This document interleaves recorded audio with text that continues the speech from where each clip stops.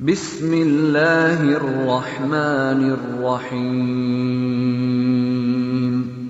بسم اللہ الرحمن الرحیم۔ السلام علیکم ورحمۃ اللہ۔ رمضان المبارک کے اس اہم مہینے کے اوقات اور لمحات کو قیمتی بنانے کے لیے یہ 3 ویڈیوز کا ایک چھوٹا سا سلسلہ تھا، جس میں ہماری تیسری ویڈیو ہے اور آخری ہے۔ اس کے بعد زکوٰۃ کے مسائل اور زکوٰۃ کے موضوع کو ہم شروع کریں گے۔ جس طرح پہلے بات ہوئی کہ ہم نے اپنے اوقات کو کن کاموں میں لگانا ہے اور اپنی ضروریات کو کس حد تک کم سے کم کرنا ہے، یعنی اپنی تو اب جس چیز اور جس ٹاپک کے اوپر بات کر رہے ہیں، اس کا تعلق صرف رمضان سے نہیں، پوری زندگی سے ہے، اور ہم ان 3-4 چیزوں کو اپنی زندگی کا معمول بنا لیں تو انشاءاللہ اللہ رب العزت ہمیں اچھے اخلاق بھی عطا فرمائیں گے، ہمارے اخلاق بھی بہتر ہوں گے، ہماری عزت نفس بھی بحال رہے گی، ہر جگہ معاشرے میں ہماری عزت بھی ہوگی، کہیں بھی ہمیں ذلت اور رسوائی کا سامنا نہیں کرنا پڑے گا۔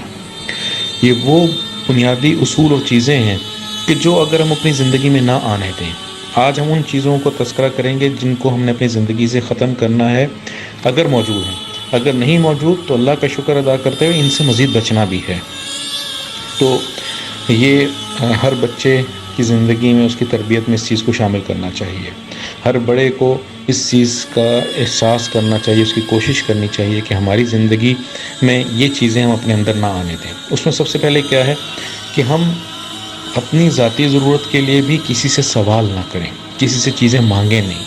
ہم اپنی زندگی سے اس چیز کو ختم کریں کہ ہم نے کسی سے مانگنا نہیں ہے۔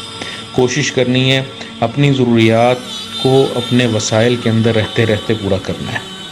ہم نے کسی بھی چیز میں کسی دوسرے کی طرف نظر نہیں اٹھانی۔ اگر ہمیں کسی چیز کی ضرورت بھی ہے، اس کا تذکرہ مخلوق کے سامنے کرنے کی بجائے خالق کے سامنے کریں، اس چیز کو اللہ سے بار بار مانگیں۔ اگر کسی چیز کی ہمیں شدید ضرورت بھی ہے تو ہم اللہ سے مانگنے والے ہوں، مخلوق سے نہ مانگیں۔ جو شخص لوگوں سے زیادہ سوال کرتا ہوگا، اپنی چھوٹی موٹی ضروریات کے لیے بھی فوراً لوگوں کے سامنے جا کے ان سے مانگے گا، تو قیامت کے دن وہ اس حال میں آئے گا کہ اس کا چہرہ خراشوں سے بھرا ہوا ہوگا۔ اور دوسری چیز کیا کہ اگر کوئی چیز ہمیں کسی دوسرے کے پاس نظر آئے اور وہ ہمیں پسند بھی آئے تو اس کا تذکرہ زبان پہ بھی نہ لایا جائے ایسے انداز سے کہ اس کو یہ لگے کہ یہ چیز مانگ رہا ہے۔ ایک ہوتا ہے ہم ڈائریکٹلی کسی سے کہتے ہیں یہ چیز مجھے دے دو، ایک ہوتا ہے اس چیز کا بار بار تذکرہ کرنا، پوچھنا کہاں سے لی، کتنے کے لیے، اچھا کیسی ہے، کہ اس کے متعلق بہت زیادہ سوالات کرنا۔ تو اس سے آپ کی ویلیو اور حیثیت بھی کم ہوتی ہے اور سامنے والا بھی شرمندہ ہو رہا ہوتا ہے۔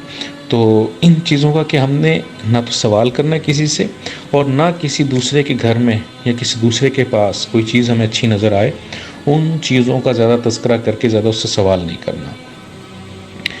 زیادہ کوشش تو یہ کرنی چاہیے کہ ہم دنیاوی نعمتوں کے اوپر زیادہ نظر نہ کریں، ہم اچھے اخلاق کے اوپر نظر کریں، ہم اچھی صفات کے اوپر نظر کریں، ہم نیکیوں کے اوپر نظر کریں، نیک برتاؤ کے اوپر نظر کریں۔ اور تیسری بہت اہم چیز جو ہر گھر کے اندر بعض اوقات ہم سے ہو رہی ہوتی ہے، اور اس ایک چھوٹے سے معاملے کی وجہ سے گھروں میں بعض اوقات تناؤ بہت زیادہ ہونے لگ جاتا ہے، بہن بھائیوں کے درمیان بھی، بچے بڑوں کے درمیان۔ وہ یہ ہے کہ ہم کسی کی ذاتی استعمال کی چیز بغیر پوچھے نہ لیں، بغیر پوچھے کسی کی چیز استعمال نہیں کرتے۔ مثلا قلم کی ضرورت ہے، آپ اسے اجازت لے کے پوچھ کے استعمال کریں۔ حدیث میں آتا ہے کہ کسی مسلمان بھائی کا مال کسی دوسرے مسلمان کے لیے جائز نہیں ہے یہاں تک کہ وہ دل کی خوشی سے نہ دے۔ نوعیت اور مزاج مختلف ہوتے ہیں، ہر انسان کے مختلف مزاج ہیں۔ کچھ لوگ ہوتے ہیں چیز دیتے ہیں لیکن تنگ دل کے ساتھ، کچھ لوگ ہوتے ہیں چیز خوش دلی سے دیتے ہیں۔ ہر انسان کا مزاج اور نوعیت مختلف ہوتی ہے۔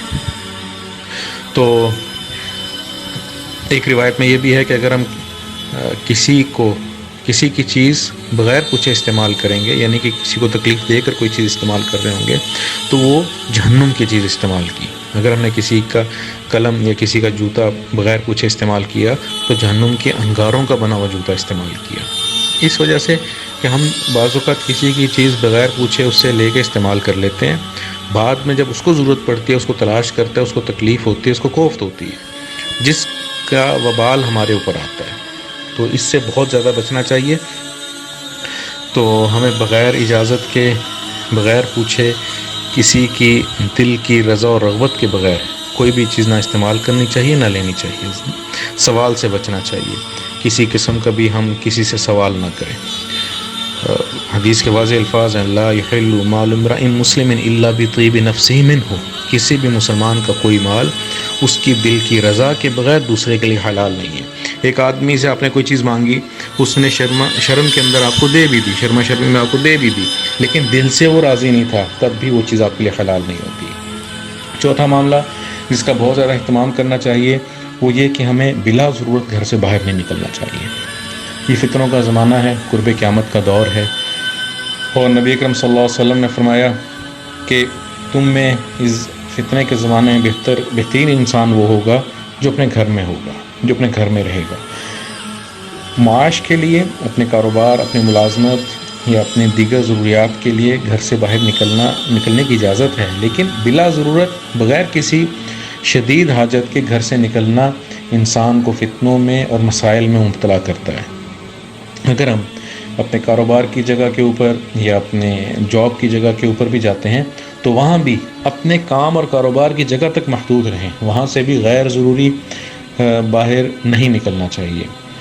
ارد گرد فتنے بے تحاشا ہیں، کوئی چیز کسی وقت بھی کسی انسان کے لیے پریشانی کا، فتنے کا باعث بن جائے نہیں معلوم۔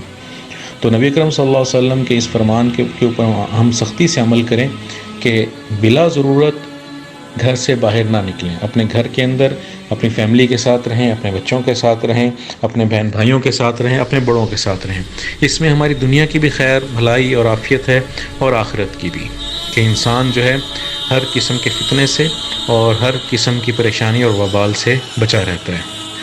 اللہ رب العزت سے دعا ہے کہ اللہ پاک ہمیں صحیح سمجھنے کی اور اس پہ عمل کرنے کی توفیق عطا فرمائے۔ اگر آپ کو ہماری یہ ویڈیو پسند آئی ہے اور آپ یہ سمجھتے ہیں کہ اس کے ذریعے اپنے ماحول اور معاشرے میں مثبت تبدیلی آ سکتی ہے تو اس ویڈیو کو اپنے احباب میں ضرور شیئر کیجیے، اور ساتھ ہی ہمارے چینل کو سبسکرائب بھی کریں اور بیل آئیکن بھی پریس کریں تاکہ ہماری ویڈیوز آپ کو بر وقت ملتی رہیں۔ خیر اور نیکی کی بات کو پھیلانا بھی صدقہ جاریہ ہے۔